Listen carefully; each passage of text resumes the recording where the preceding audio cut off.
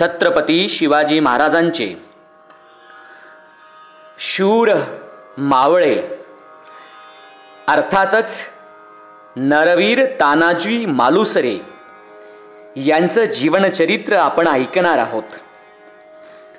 माघ वद्य नवमी शुक्रवारची ती मध्यरात्र अर्थातच 4 फेब्रुवारी 1670.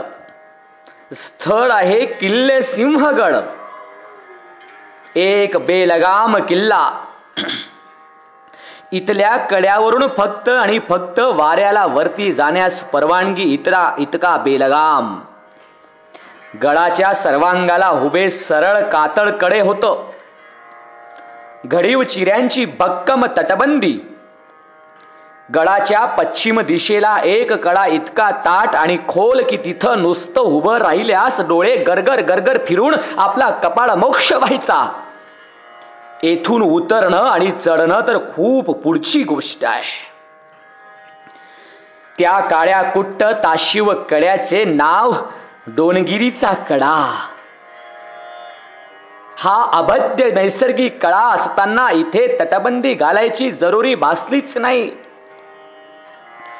त्या कड्याच्या पायथ्याशी पसरलेलं घनदाट अमर्याद जंगल. किल्लेदार अगदी निर्धास्त असायचा. या बाजूनं गणीम कधी येईल हे केवळ आणि केवळ अशक्य. त्यामुळं पहारेकऱ्यांचा या बाजूला राबता नाहीच. चौक्या देखील नाही. ते मध्यरात्रीचा प्रहार. इथे फक्त रातकिड्यांची जाग. सारे काही चिडीचूक. भयान शांतता. दरीत पसरलेला काळा कुट्ट अंधार आणि थंडावा. अशा परिस्थितीत या कड्यावरून वर चढायचं आणि प्रत्यक्ष काळाला देखील कधी कधी जमणार नाही इतका अवघड अवैध हा किल्ला. पण काळाचं जाऊ द्या. त्या रात्री तो काळ देखील क्षणभर इथे थबकला असणार.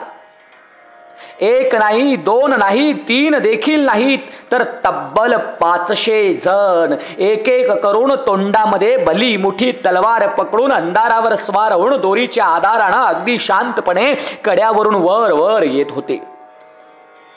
त्यांच्या मार्गातून प्रत्यक्ष काळ गोंगावणारा वारा क्षणार्धात दूर झाला. या बडकट किल्ल्याचा किल्लेदार कोण? अर्थातच उदयभान राठोड. हो, उदयभान राठोड. मूळचा राजस्थान इथला राहणारा. अतिशय कडवा तिखट स्वभावाचा. निष्ठेची तलवार त्याची. पण एक करून 500 धारकरी सिंहगडाच्या पश्चिमेकडील डोनगिरी कड्यापाशी आज जमू लागली. उदयभान राठोडला याचा पत्ताच नव्हता. कारण या मार्गाने फक्त वारावर येतो हे त्याला पक्क माहित होतं. मर्द मराठे तर या वाऱ्यापेक्षा चतुर निघाले ना. आणि या 500 मावळ्यांचं नेतृत्व कोणाकडे होतं? या डोनगिरी कडावर चढून येण्याची योजना कोणाची होती? कोण होता तो मर्द का बच्चा? अर्थातच आमच्या कोकणातल्या उमरट गावचे सुभेदार आणि महाराजांचे अत्यंत आवडते जीवाभावाचे सवंगडी तानाजी मालुसरे. होय, तानाजी मालुसरे. हर हर महादेव, हर हर महादेव. एकच एल्गार, हाहाकार. तेथे घडणाऱ्या एक पराक्रमाच्या कहाण्या प्रत्यक्ष पाहिल्यावर त्या क्षणी सिंहगडावरचा अंधार निस्तब्ध झाला. वारा निशब्द झाला असेल. पलितांच्या उजेडात उजळू लागले प्राणपणाने लढणाऱ्या तानाजी मालुसरेने त्यांच्या धारकऱ्यांचे चेहरे. आणि सिंहगड बोलू लागला, वाचू लागला सुवर्णाक्षरानं लिहिलेली काही इतिहासाची पानं. होच, कशी आहेत ही इतिहासाची पानं पहाना. छत्रपती शिवाजी महाराजांनी आरंभलेल्या हिंदवी स्वराज्याच्या ओमकुंडात आपल्या शरीराच्या, आपल्या सर्वस्वाच्या समिधा वाहणारे अनेक लढवय्य त्यांच्या कहाण्या त्यांचा भीम पराक्रम सांगतोय इथला प्रत्येक चिरा, तटबंदी आणि बुरुज. या शिलेदारांना न होती कुठल्याही पदाची अभिलाषा, ना होता स्वार्थ, ना हवं होतं वतन बक्षिसी, तरीही प्राणपणाने लढले त्या शिवभासाठी, स्वराज्यासाठी, इथल्या मराठी मातीसाठी. याच सुभेदारांमधला तानाजी काळोजी मालुसरे उंबरटकर एक. खर तर मालुसऱ्यांची पूर्वज सातपुड्यातल्या तापी नदीच्या काठावर राहणारे. लढवय्ये हीच त्यांची खरी ओळख बर का.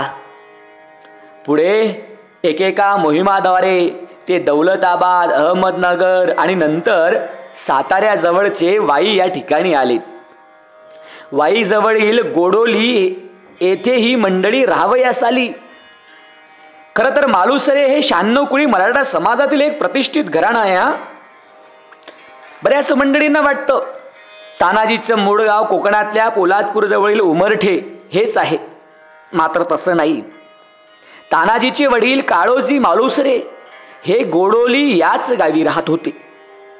मात्र या गोडोली गावावर परकीयांची अनेक आक्रमणं सातत्यानं होऊ लागली.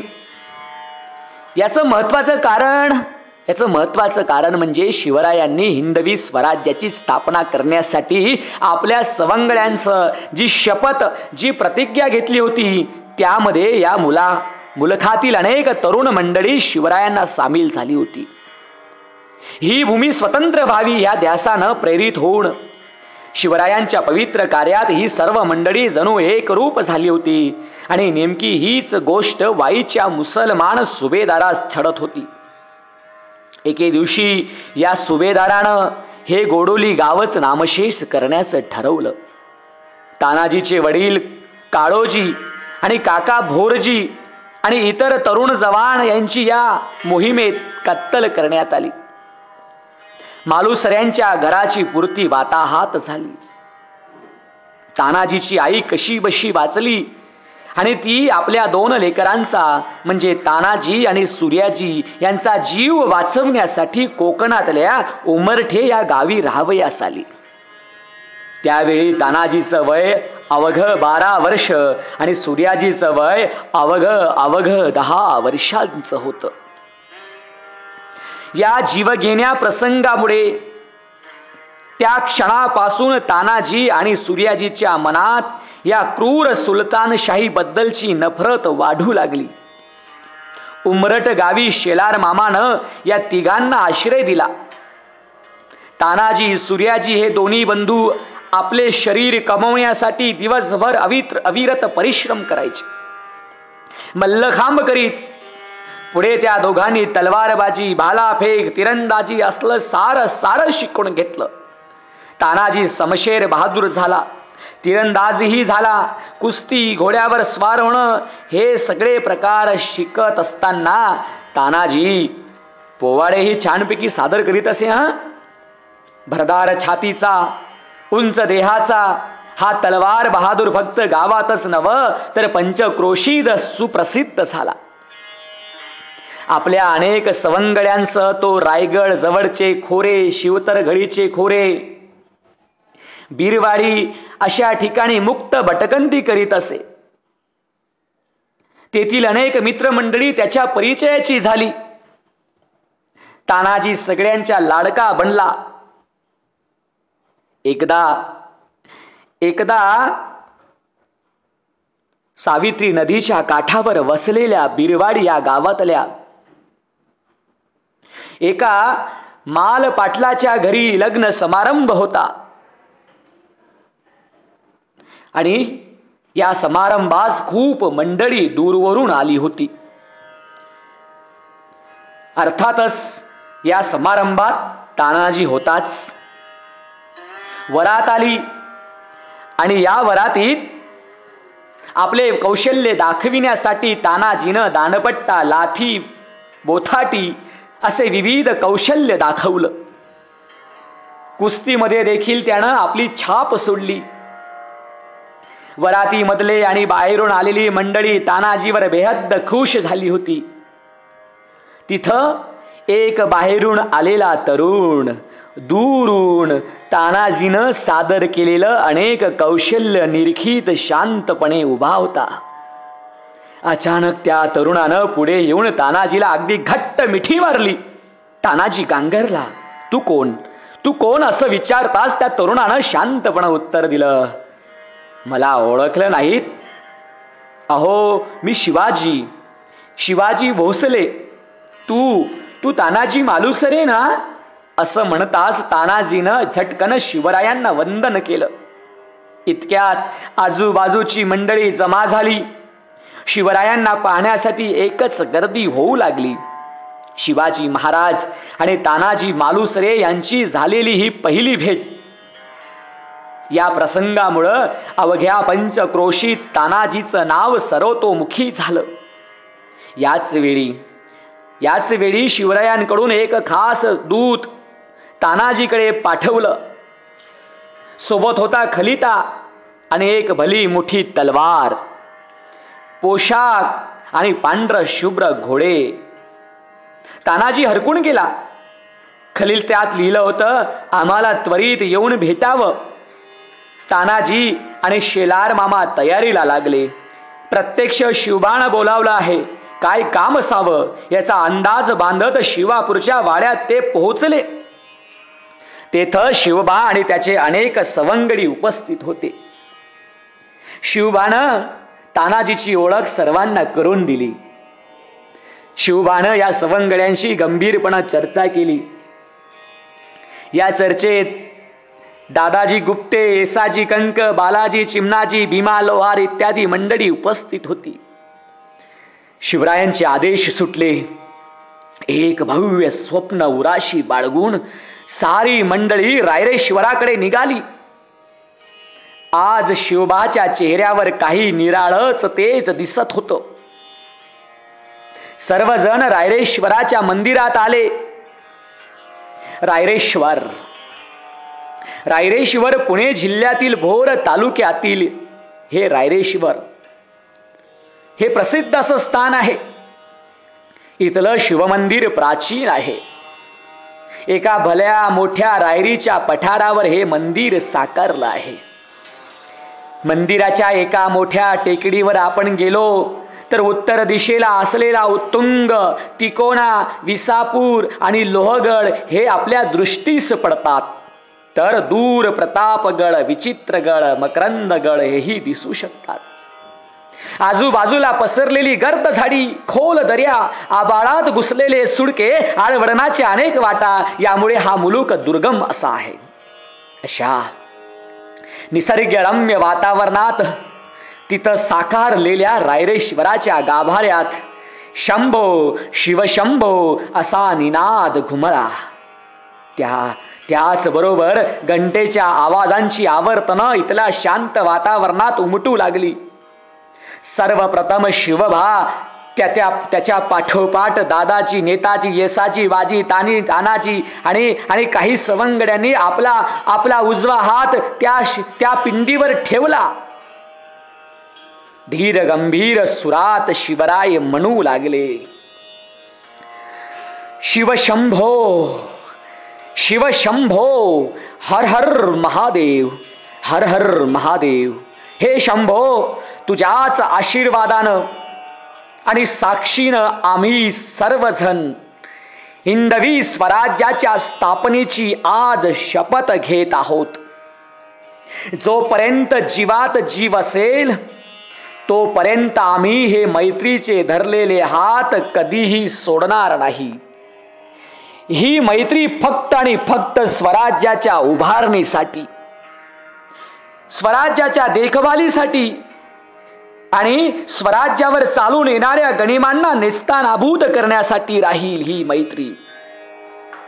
आजपासून आमचे तन मन धन हे स्वराज्य संकल्पनेच्या पवित्र कामासाठी वाहून घेत आहोत. यापुढं आमच्या धमन्यांमध्ये खेळणारं रक्त या भूमीच्या रक्षणासाठी आणि परकीयांशी लढण्यासाठीच खर्ची होणार आहे. अहोरात्र आम्हाला फक्त स्वराज्य संकल्पनेचा ध्यास असेल, बाकी काहीच नाही.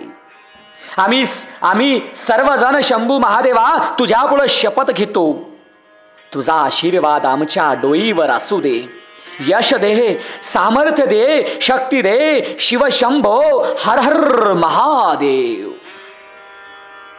इतकं बोलून शिवरायांनी रायरेश्वराच्या पिंडीवरचा बेल उचलला आणि आपल्या मस्तकी लावला. उर्वरित सर्वांनी पिंडी समोर दंडवत घातला, मनोभावे नमस्कार केला. सारे सवंगडी आपल्या राजाकडे पाहत होते.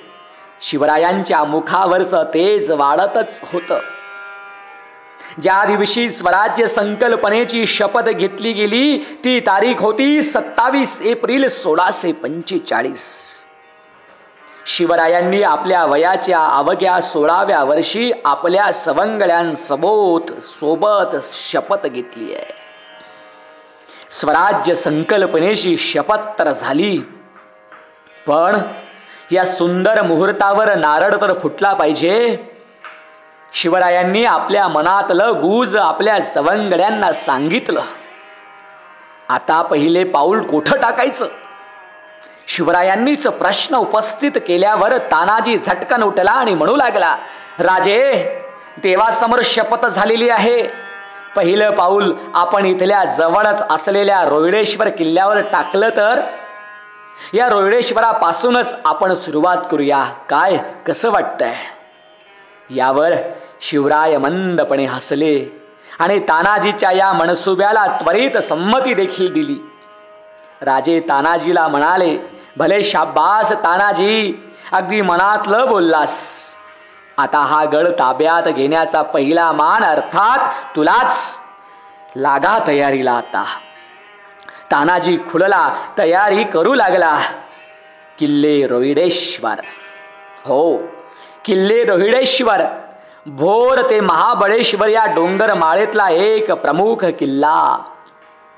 रोहिड खोऱ्यातील किल्ला म्हणून रोहिडेश्वर याचं नाव.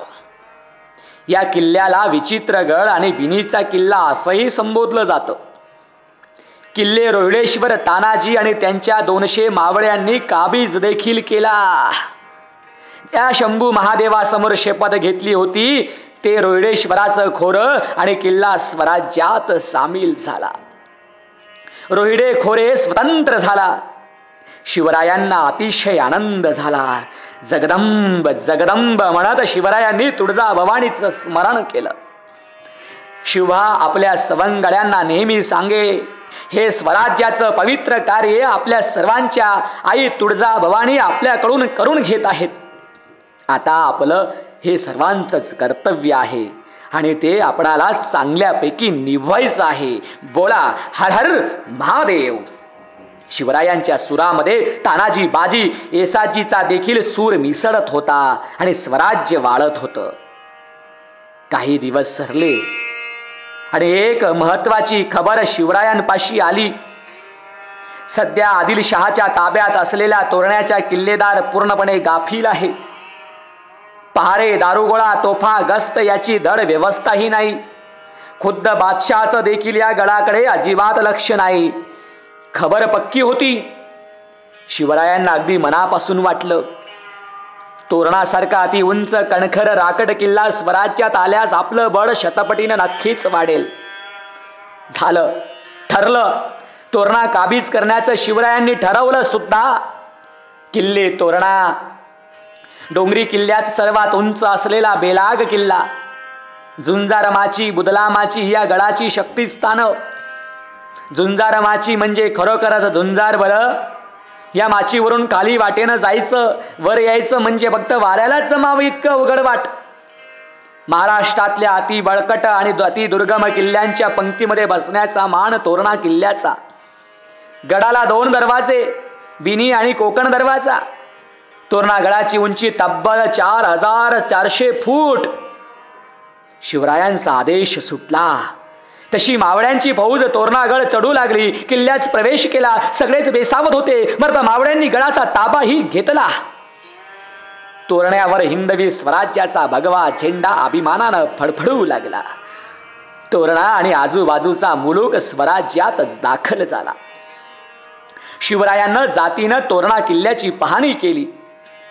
मोडकळीस आलेली बांधकामं, तुटून पडलेल्या तटबंदी, अस्ताव्यस्त पसरलेल्या तोफा, ढासळलेले बुरुज पाहून शिवरायांनी ताब्यात आलेला गड ताबडतोब दुरुस्ती करण्याचे आदेश दिले. प्रत्यक्ष बांधकाम सुरुवात झालीही, परंतु पैशांची चणचण भासल्यानं दुरुस्ती थांबवण्यात आली. ही बाब जिजाऊ साहेबांच्या ध्यानी आली. शिवराय चिंतेत पडले. कसं निभवायचं आता स्वराज्याचं हे स्वप्न.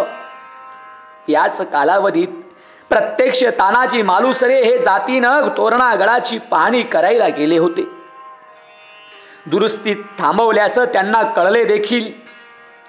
तानाजीला खरी परिस्थिती समजली तरी देखील तानाजींनी तेथील कामगारांना निक्षून सांगितलं की हे स्वराज्याचं काम आहे. प्रत्यक्ष जगदंबेचा आपल्याला आशीर्वाद लाभला आहे. तेव्हा कुठलीही काळजी न करता तुमची अवजारे हत्यारे घेऊन या आणि कामाला सुरुवात करा. तसा कामगारांमध्ये हुरूप आला. त्यांनी कामाला सुरुवात केली. पहाड्या सरसावल्या, चिऱ्यांवर घाव पडू लागले, एका मागोमाग दगड कोसळू लागले आणि त्या कामगाराच्या डोळ्यासमोर काही लकाकलं. तसा तो कामगार सावध झाला. घाव घालायचं बंद केलं. सावकाश दगड हाताने बाजूला केले आणि त्याचे डोळे विस्पारलेच. तो तानाजींना बोलावू लागला. तानाजीनं पाहिल्यावर तो लहान मुलासारखा नाचू लागला. आई भवानीचं नाव तो सारखं घेऊ लागला. एव्हाना अंधार पडला. तानाजीनं सर्वांना ताकीद दिली की कुणीही इथल्या वस्तूंना हात लावायचा नाही. सकाळी जाऊन प्रत्यक्ष पाहणी करून पाहिले तर सोन्याच्या मोहरानं गच्च भरलेला एक मोठा तांब्याचा हंडा सापडला. तानाजी तो बंदोबस्तात शिवरायांकडे घेऊन आला. तानाजी प्रत्यक्ष जिजाऊ साहेबांना आणि नंतर शिवरायांना भेटला आणि हे धन दाखवल्यावर शिवरायांना मोठा संतोष झाला. ते म्हणाले, हे स्वराज्याचं धन स्वराज्याच्या हितासाठीच वापरायचं. अडचणीच्या वेळी लक्ष्मी आपल्यावर प्रसन्न झाली आहे. याचा अर्थ आपला प्रवास, स्वराज्याचा प्रवास जो आहे तो बरोबर चाललेला आहे. स्वराज्याचं स्वप्न साकार होणार आहे. प्रत्यक्ष जगदंबेचा आशीर्वाद लाभला आहे. हे राज्य व्हावं ही तो स्त्रींची इच्छा. स्वातंत्र्य देवी आपणावर प्रसन्न आहे. हा संदेश अवघ्या मावळ्यांमध्ये पसरला. तानाजी मालुसरे आणि शिवरायांचे इतर सवंगडी मनोमन सुखावले. या प्रसंगानं जिजाऊ साहेबांनी तानाजीची एक प्रकारची परीक्षाच पाहिली होती. तानाजीनं मोहरानं भरलेले हंडे इथं आणले, मात्र तानाजीला कोणताही मोह झाला नाही की अभिलाषा निर्माण झाली नाही. तो एक सच्चा आणि प्रामाणिक वीर होता. हे सारं पाहिल्यावर जिजाऊ साहेब शिवरायांना सांगू लागल्या, शिवबा, अरे शिवबा, तू खूप भाग्यवान आहेस रे बाळा. तानाजी सारखी, सोन्यासारखी माणसं तुला मिळाली आहेत. मग प्रत्यक्ष सोनं नाही मिळालं तरी चालेल. या तानाजीला जप. तानाजी सारखी माणसं स्वराज्याची काळजी घेणार आहेत रे. ही माणसं गवसणं हीच तर आपली पूर्व पुण्याई आहे बाळा. शिवबा, हीच तर आपली पूर्व पुण्याई आहे. तसे शिवबा गैवरले. तानाजी सारखी लाख मोलाची जीवाभावाची माणसं कदापि गमावून चालणार नाही. स्वराज्याची गुढी यांच्याच खांद्यावर असणार आहे आणि आपण फक्त नियमित असणार आहोत, असं शिवबाला पटू लागलं. तानाजी मालुसरे यांचं भाग्य इतकं थोर की पुढे शिवाजी महाराजांनी आपल्या अनेक मोहिमांमध्ये तानाजीला सामील करून घेतलाय. तानाजीचा सल्ला, त्याचं मार्गदर्शन आणि त्याच्या तलवारीचा पराक्रम महाराजांना जणू भाग्यदय ठरत होता. अनेक मोहिमांमध्ये तानाजी महत्वाचा होता. ज्यावेळेस मोहिमा नसायच्या त्यावेळेस महाराज तानाजी मालुसरे आणि पिलाजी सरनाईक यांना एक वेगळ्या कामासाठी नियुक्त करत. कोकणातले घाट रस्ते पावसामुळे पार मोडून पडत. जेव्हा लढाईची धामधूम नसे तेव्हा तलवारऐवजी हाती कुदळ फावडे घ्यावीत. रयतेच्या भल्यासाठी कामं करावीत.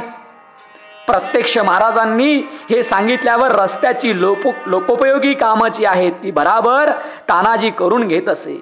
हे मोठं आणि महत्वाचं काम केवळ तानाजीच करू शके आणि म्हणून महाराज तानाजीवरती ही सगळी कामं सोपवत होता.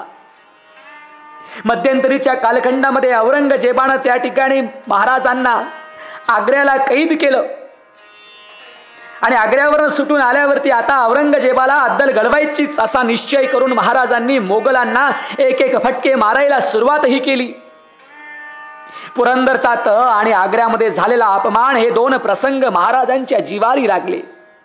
हा अपमान धुवून काढण्यासाठी मोहीम आखण्यास सुरुवात झाली. घोडे सज्ज झाले, रणशिंग फुंकले गेले. तहामध्ये गमावलेले किल्ले मुलूक पुन्हा जिंकायचा हेच शिवाजी महाराजांसमोर मोठं आव्हान होतं.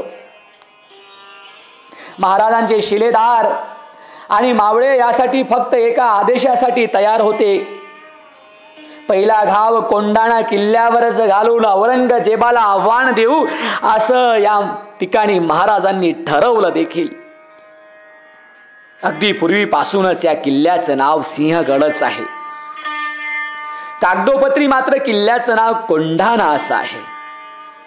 बोलीभाषेत त्याला कोंढाणा असंही म्हटलं जातं. किल्ल्याच्या आग्नेय दिशेस फक्त 6 मैलांवर कोंढणपूर हे गाव वसलं आहे. यामुळेच या गडाला कोंढाणा असं नाव पडलं असावं. पुण्यापासून अवघ्या 14 मैलांवर तर स्वराज्याची राजधानी राजगडापासून अवघ्या 6 कोसांवर हा किल्ला वसला आहे. समुद्र सपाटीपासून हा किल्ला 4322 फूट इतका उंच आहे. गडाला 2 दरवाजे, एक पुणे दरवाजा अथवा डोणजे दरवाजा तर दुसरा कल्याण दरवाजा. जर हवा स्वच्छ असेल तर सिंहगडावरून राजगड, तोरणा, पुरंदर, लोहगड, विसापूर, तुंग हे महत्वाचे किल्ले दिसू शकतात. या गडावर कोंढाणेश्वर हे महादेवाचं जागृत देवस्थान. या कोंढाणा किल्ल्यावर मुघलांचा किल्लेदार उदयभान राठोड या राजपुतांचं राज्य होतं. उदयभान अतिशय कडवा लढवय्या होता. त्यामुळं कोंढाणा जिंकणं अतिशय कठीण होतं. राजगडाच्या एका खिडकीतून कोंढाणा सहज दिसायचा, मात्र तो स्वराज्यात नाही याचं शल्य महाराजांना होतं. जिजाऊ साहेबांना देखील हा किल्ला स्वराज्यात असावा असं वाटत. एके दिवशी कोंढाणा मोहिमेबद्दलची एक महत्वाची बैठक राजगडावरती सुरू होती. अनेक सरदार दाखल झाले. त्यातले अनेक कोकणातले सुभेदार तानाजी मालुसरेही. तानाजी फक्त एकाच देवाला माने, तो म्हणजे शिवाजी महाराज. खरं तर तानाजी एका वेगळ्याच कारणासाठी गडावर आला होता. त्याचा मुलगा रायबा याचं लग्न तानाजीनं काढलं होतं. लढाईच्या धामधुमीमुळं हे लग्न सारखं पुढे ढकललं जात होतं. रायबाच्या लग्नाच्या अक्षता आणि आमंत्रण घेऊन तो गडावर आला होता. तानाजीनं महाराजांकडे पाहिल्यावर महाराज वेगळ्याच चिंतेत असल्याचं त्याला समजलं. महाराजांनी आपला मनसुबा बोलून दाखवला. तसा तानाजी झटक्यात उभा राहिला आणि म्हणाला, इतकंच ना महाराज, मी कोंढाणा घेतला, अगदी घेतलाच म्हणून समजा, तुम्ही काय बी काळजी करू नका. तसं महाराजांनी त्याला शांत बसवलं आणि म्हणाले, तानाजी, प्रथम तू रायबाच्या लग्नाचं उरकून घे, नंतर पाहू. कोंढाणा नंतर देखील घेता येईल, नाहीतर कुठला तरी आपला एक मावळा जाईल की. तसा तानाजी थोडा रागावलाच आणि म्हणाला, महाराज, तुमचा या तान्यावर विश्वास नाही का? अरे रायबाचं लग्न नंतर उरकून टाकू, तुम्ही मातीशी आहात ना. कोंढाणा आधी सर करू, मग रायबाचं लग्न. तुम्ही आता काही बोलू नका, मला आता फक्त आज्ञा द्या. महाराजांचा नाईलाज झाला. कोंढाणा मोहिमेसाठी तानाजी आणि त्यांचे मावळे तयारी करू लागले. तानाजी मालुसरेला महाराजांनी आशीर्वाद दिला. तानाजीच्या मदतीला त्याचा सख्खा भाऊ सूर्याजी पाठीशी होता. तोही तानाजी सारखाच शूर आणि धाडसी. तानाजीनं कोंढाण्याचा पूर्ण अभ्यास केला. वेडा घालून नव्ह तर गनिमी काव्यानंच आपण हा गड जिंकू शकतो याबद्दल त्याला विश्वास होता. निवडक असे 500 मावळे घेऊन तानाजी आणि सूर्याजी यांनी कोंढाण्याच्या दिशेनं कूच केलं. कोंढाणा काबीज करण्यासाठी तानाजीनं दिवस नाही तर रात्र निवडली.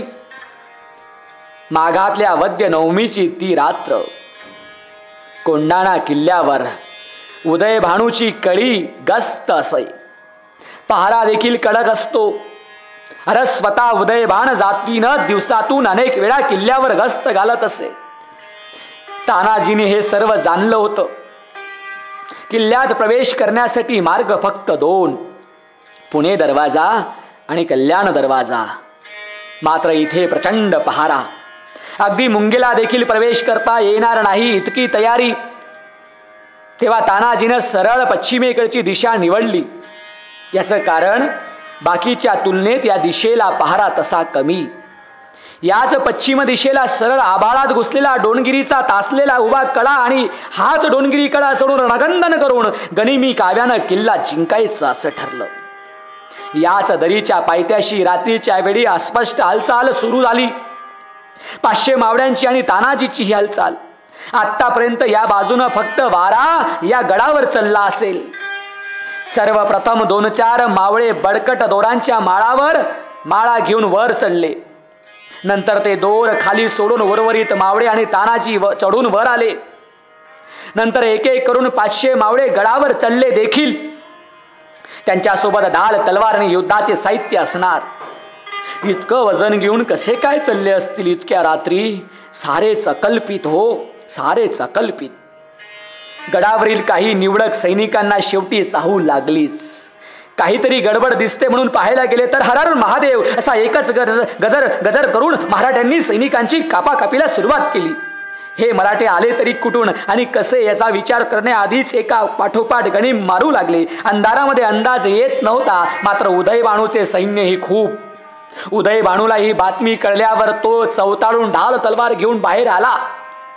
मी हा गड अजिंक्य ठेवला, इतके पहारे ठेवले, सार परिश्रम माझे आज फुकट गेले असा विचार करून तो मराठ्यांवर तुडून पडला. अंधारामध्ये एकच हलकल्लोळ झाला. तब्बल 1500 कळवे मुघल सैनिक आणि 500 मर्द मराठे वीर. प्रचंड रणकंदर घडलं या कोंढाणाच्या बडकट किल्ल्यावर. एक क्षण तर असा आला प्रत्यक्ष उदयभानू आणि तानाजी समोरासमोर उभे ठाकले. दोघेही पराक्रमी. असं म्हणतात तलवारीचा खनखनाट घुमू लागला. इतक्यात उदयभानूचा एक गाव तानाजीच्या ढालीवर कोसळला. ढाल तुटली. चिडून उदयभानू तानाजीवर वार करू लागला. तानाजीनं त्याही परिस्थितीत हिम्मत न सोडता उदयभानूवर घाव घालू लागला आणि एका क्षणी दोन्ही वीर रक्ताच्या सड्यामध्ये धारातीर्थी पडले. तानाजी पडलेला पाहताच मराठ्यांचा थोडा धीर खचला. ते वेड्यासारखे सैरा वैरा पडू लागले. तानाजीचा भाऊ सूर्याजीने हे सर्व पाहिलं. त्यानं डोणगिरी कड्यापाशी जाऊन परतीचे दोर कापून टाकले आणि म्हणाला, जा जा पुढे जा. अरे गनिमांना भिडा, मारा नाही तर मरा. कुठल्या तोंडानं शिवाजी महाराजांकडे आपण जाणार आहोत? मग लढूनच मरूया की. झालं. याचा परिणाम असा झाला की सगळे मावळे परत फिरले आणि मोठ्या शक्तीनं चोमानं पुन्हा गनिमांवर तुटून पडले. एकाच हलकल्लोळ झाला. उदयभानूचं 500 सैनिकांना मराठ्यांनी मारलं. कोंढाणा सर झाला. कोंढाणा जिंकला. गड जिंकल्याचं महाराजांना समजावं म्हणून गडावर मोठी गवताची गंजी पेटवली. महाराजांना ही बातमी समजली. त्यांना खूप खूप आनंद झाला. मात्र त्याच वेळी त्यांचा बालपणीचा दोस्त लाडका तान्हा म्हणजे तानाजी मालुसरे गनिमांशी लढता लढता धारा तीर्थी पडला हे समजताच महाराजांना आणि जिजाऊ साहेबांना अतीव दुःख झालं. महाराजांनी तर तानाजीचं कलेवर पाहिल्यावर हंबरटाच फोडला. माझा तान्हा, माझा तान्हा, अरे प्रत्येक वेळी तू माझ्या सोबत असायचास अगदी सावली सारखा, आणि आज मात्र मला सपशेल फसवलंस. आम्हाला मागे ठेवून, आई साहेबांना मागे ठेवून, अरे स्वराज्याला तुझ्या आवडत्या किल्ल्यांना मागे ठेवून एकटाच निघून गेलास. ताना, फसवलंस रे आम्हाला, फसवलंस. असा एकटाच निघून गेला.